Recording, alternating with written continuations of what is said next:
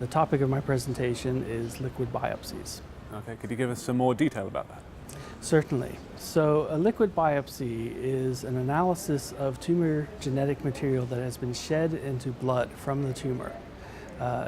This analysis allows us to identify mutations that could provide great insight into appropriate choices of therapies for the patients. And could you tell some more about the sample sizes that you've been working with and some of the results we've been presenting here today? This analysis was conducted on a sample size of over 15,000 patients.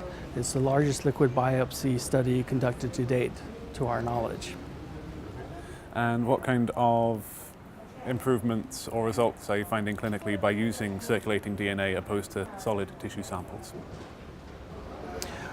Well, circulating tumor DNA analysis is not going to completely substitute for a tumor biopsy. Those are still requisite for tumor diagnosis.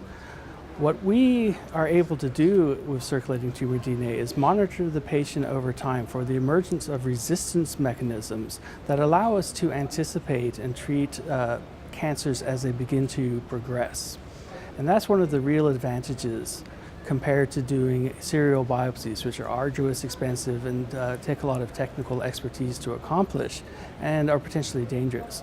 So we can use a liquid biopsy, a blood analysis, to monitor these genetic changes, to anticipate the use of the next best therapy for that patient. We can keep the tumor under control over time for longer. And have any patients or clinicians been offering any suggestions that they felt that it's been improving their practice with the ongoing patient surveillance, or are these results still forthcoming? Yes, there are a number of anecdotal reports about how successful this approach has been.